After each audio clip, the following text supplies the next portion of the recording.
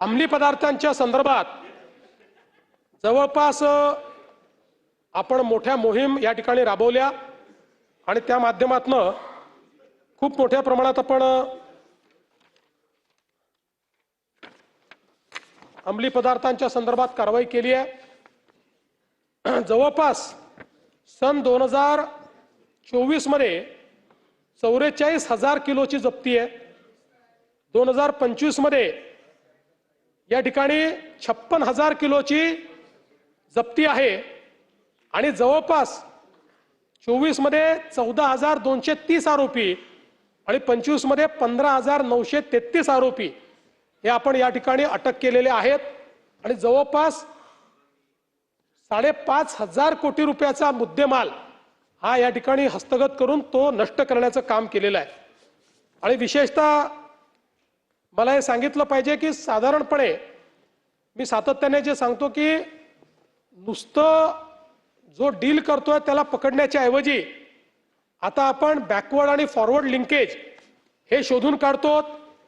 आणि एक उदाहरण द्यायचं झालं तर 9/12/2025 ला क्राईम ब्रँचने घाटकोपर मुंबई इथे कारवाई केली। सलीम शेख आणि रईस शेख यांच्याकडनं 136 ग्रॅम वजनाचा MD हा अंमली पदार्थ प्राप्त केला। जवळपास हे रईस शेख नाही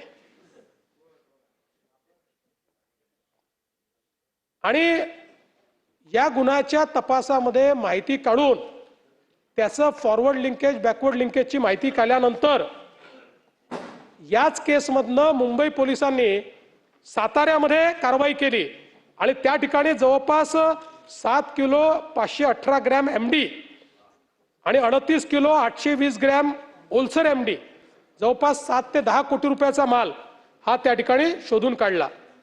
तसंच 26/11/25 ला रेंज हिल्स पुणे आरोपी तुषार शर्मा याच्या ताब्यात 36,000 रुपयाचा अंमली पदार्थ त्या ठिकाणी मिळून आला। त्याची चौकशी करून ते कुठनं आलाय हिंजवडी पुणे येथे अक्षय मेहर आणि सुमित डेडवाल यांच्या फ्लॅटमध्ये छापा मारला। त्यात कृत्रिम शेतीतून तयार केलेला हायड्रोपोनिक गांजा हा आपण जप्त केला जवळपास 44 कोटी रुपयाचा। असंच मागच्या काळामध्ये वाशी नवी मुंबईमध्ये अब्दुल रशीद शेख याकडनं 1 किलोग्राम MD आपल्याला प्राप्त झाली।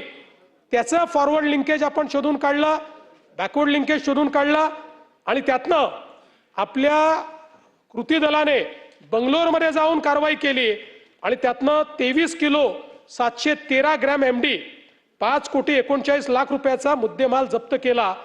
सांगण्याचा या ठिकाणी एवढाच विषय आहे की आता केवळ आरोपींना पकडणं इतपुरतं आपलं मर्यादित नाही तर जी काही एक नॅशनल ग्रीड तयार केली आहे त्याचा उपयोग करून त्यांच्याकडे माल कोणाकडनं आला, ज्याच्याकडे आला त्याच्याकडनं कोणाकडे आला असं सोर्स पर्यंत पोहोचण्याचं काम हे सातत्याने आपण करतो।